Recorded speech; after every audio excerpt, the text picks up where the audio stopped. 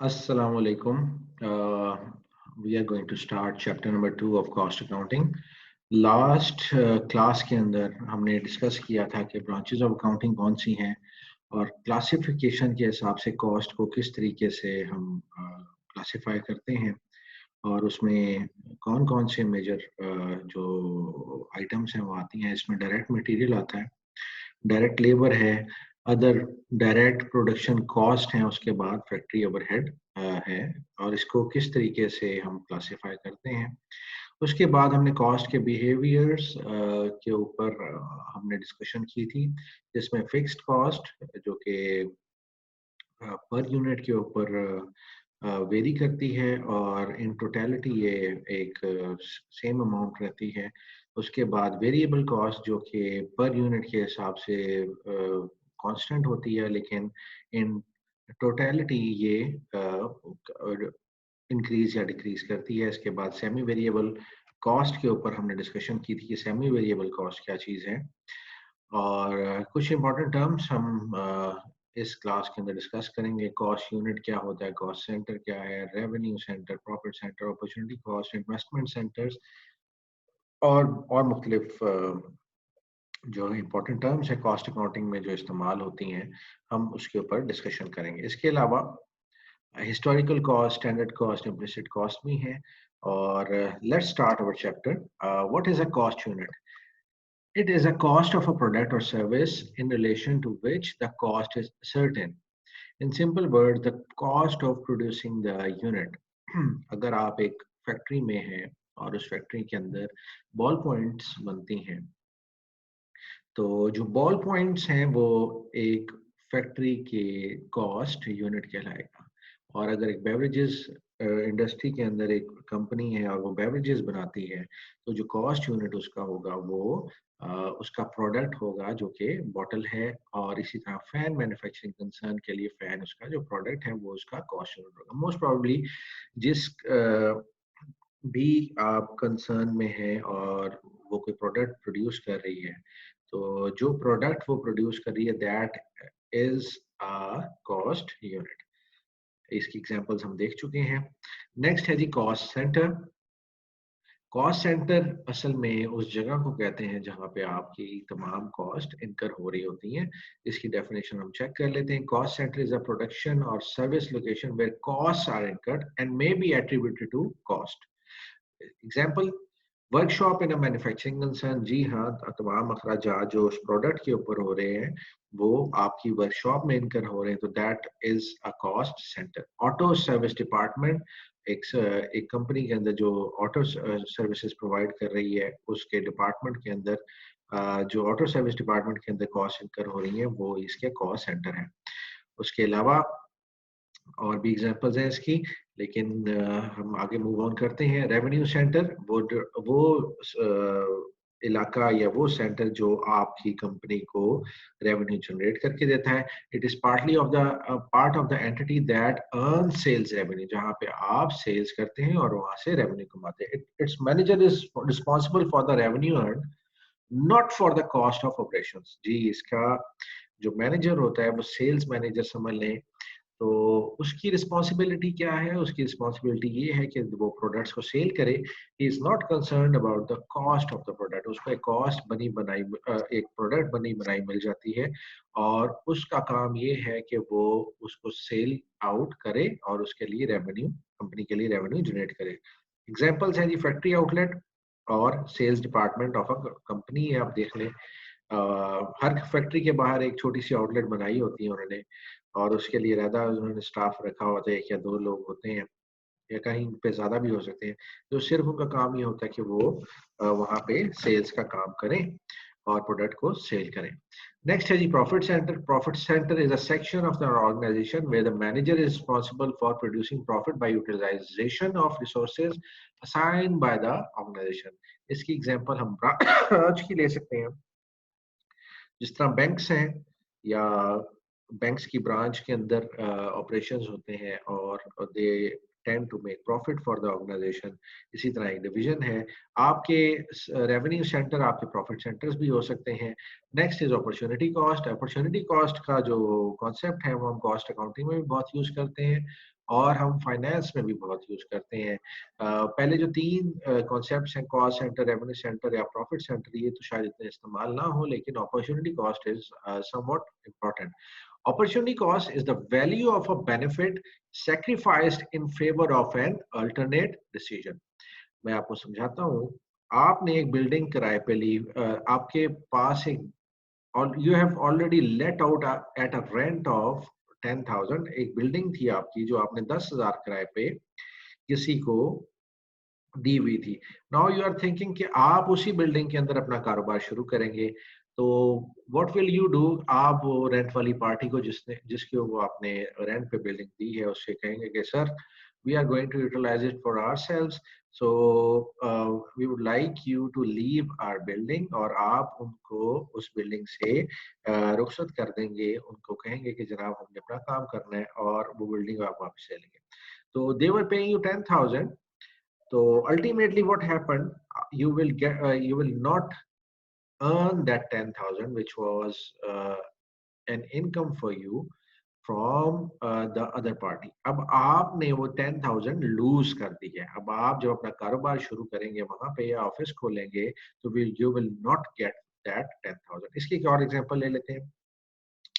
मैंने बैंक के अंदर अपना 1 लाख रुपया रखा हुआ है और bank is giving me 1,000 per month on that. So somebody asked me कि if I invest with them, they will give me 2,000 per month. So what will I do? I will definitely take out the money from the bank and invest with those people. जब मैं वो 1,000 रुपया bank से निकाल के उनको दे रहा हूँ, कि मुझे 2,000 रुपया मिलेगा उसके ऊपर, तो what am I sacrificing?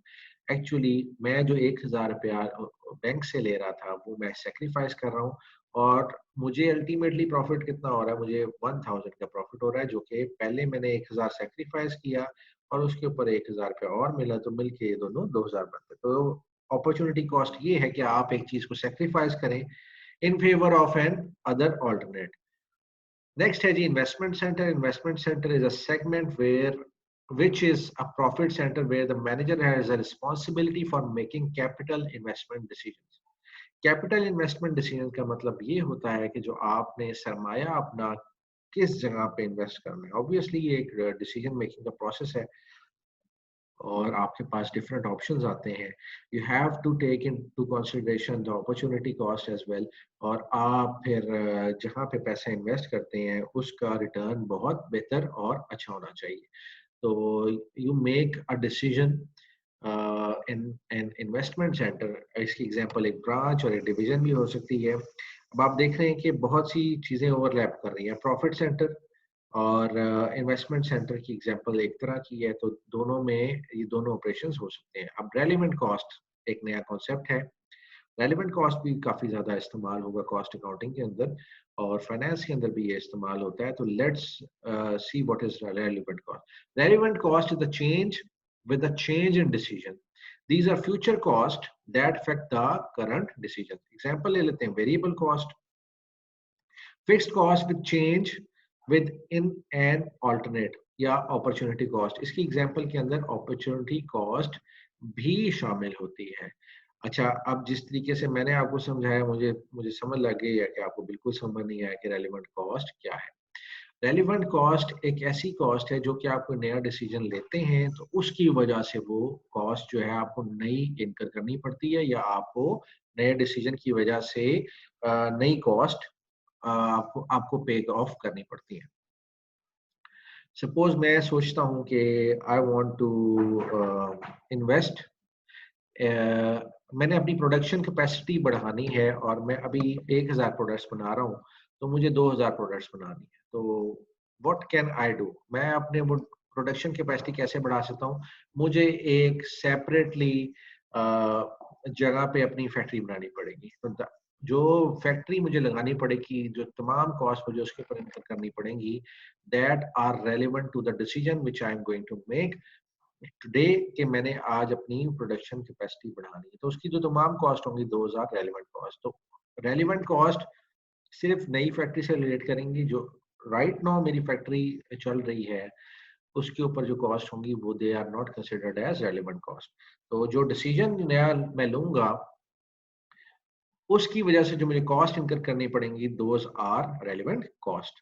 Relevant cost के बाद इरेलीवेंट कॉस्ट है। Irrelevant cost are the cost which would not affect the current decision. बिल्कुल जी, बिल्डिंग का आप रेंट दे रहे हैं, इससे तो आपका डिसीजन चेंज नहीं हो सकता। सपोज आप एक ही बिल्डिंग में दो दूसरी वर्कशॉप लगा रहे हैं और आपके पास जगह खाली थी। आपने कहा जी कि ठीक है, मेरे पास इतनी जगह खाली है, मुझे यहाँ पे वर्कशॉप एक नई बना लेनी चाहिए, और आप वहाँ पे वर्कशॉप नहीं बना लेते हैं। आप फैक्ट्री नहीं लगा रहे, इसमें आप सिर्फ वर्कशॉप की कैपेसिटी बढ़ा रहे हैं या 2 मशीन्स नहीं लेके आ रहे हैं, तो उसका बिल्डिंग का रेंट तो पहले भी आप उतना ही दे रहे थे। तो क्या उस बिल्डिंग का रेंट आपकी मशीन की कॉस्ट के ऊपर इफेक्ट करेगा? नहीं, हमारे डिसीजन पे भी इफेक्ट नहीं करेगा, उसकी कॉस्ट पे भी इफेक्ट नहीं करेगा, और हम अपनी कैपेसिटी इसी बिल्डिंग में रहते हुए बढ़ा सकते हैं। तो it will not affect our decision. ठीक है जी। इररेलेवेंट कॉस्ट जिसकी वजह से हम लोग अपने डिसीजन के ऊपर कोई इफेक्ट नहीं आता। Sunk cost, sunk cost is the cost of resource already acquired that cannot be change with a change in decision. इसमें ये था कि हमारे मैं एक फैन बनाने वाली कंपनी में का मालिक हूँ, और 3 पंखों वाला जो फैन है हम सेल आउट कर रहे हैं। तो हमने क्या किया, हमने रिसर्च करवाई और उसकी कॉस्ट पे हमने काफ़ी अच्छी कॉस्ट पे की। और रिसर्च में हमने क्या कहते हैं कि जो रिसर्च हमारी फाइंडिंग आई थी उसमें ये था कि लोगों ने पसंद किया था कि अगर 3 की जगह पे 4 पंखे वाला फैन जो है परों वाला, सॉरी 4 परों वाला फैन अगर हम इस्तेमाल करें तो वो ज़्यादा खूबसूरत भी लगता है और हवा भी ज़्यादा देता है 4 परों वाला fan.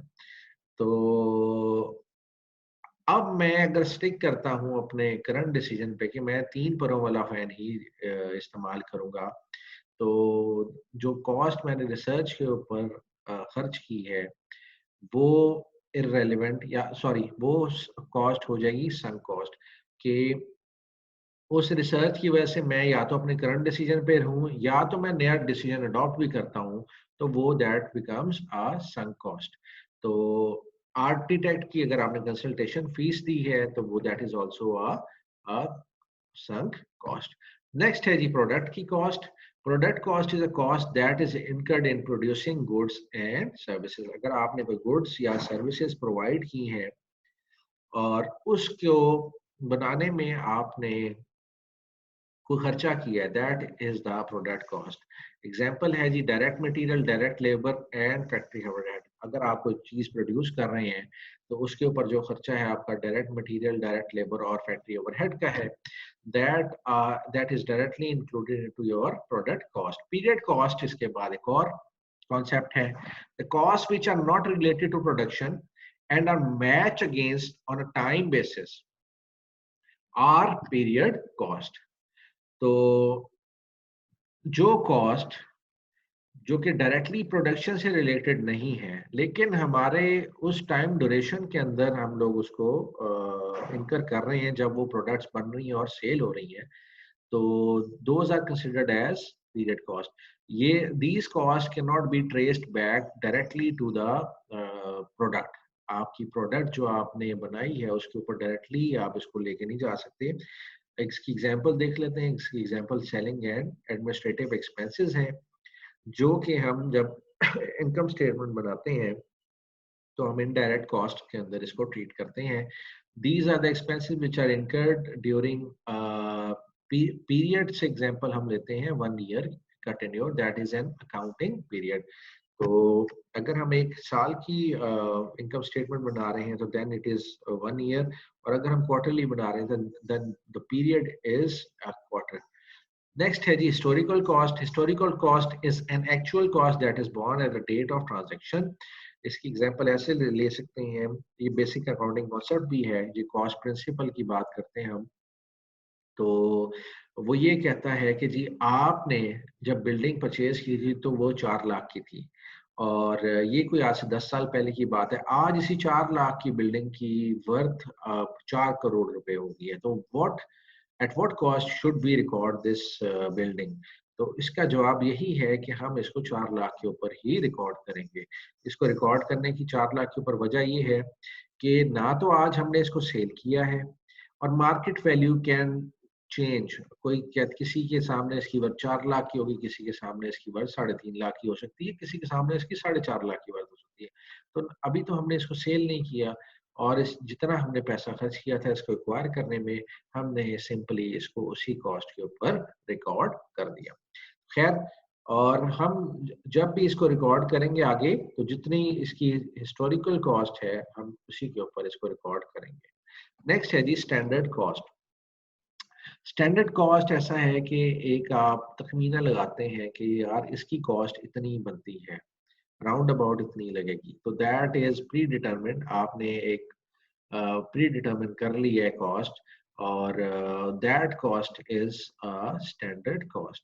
Standard cost is pre determined cost of the units. आपने प्री डिटरमिन करके तो वो कॉस्ट जो है उसको लिख लिया है, उसको मेंशन कर दिया है।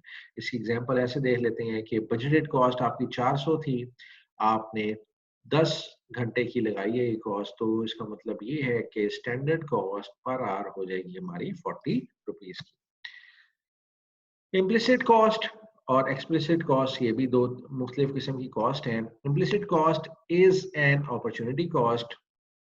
ये अपॉर्चुनिटी कॉस्ट और ये जिसे कहते हैं रेसिप्रोकल के तौर पे आप इस्तेमाल कर सकते हैं। एग्जांपल्स क्या है? Uses its own capital, uses its owners time and और फाइनेंशियल रिसोर्सेज।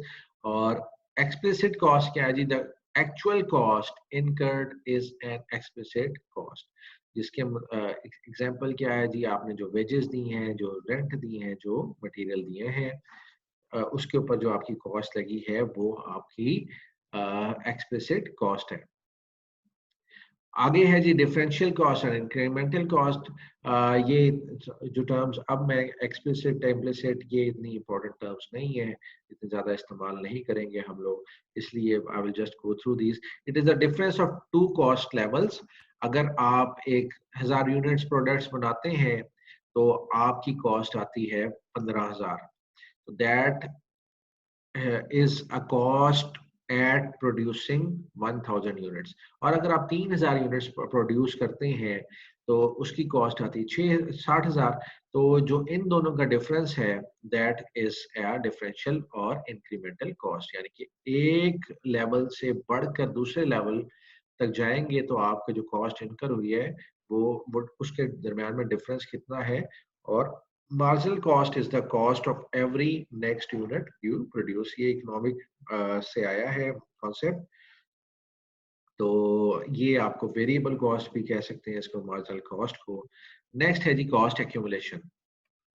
और कॉस्ट एक्यूमुलेशन के दो प्रोसेसेस हैं, और दो हम उसको सेट्स में डिवाइड कर सकते हैं। Cost accumulation are the various ways in which the information in a set of cost account can be aggregated to produce reports। इसके जरिए हम reports बनाते हैं। one is process costing and one is job order costing।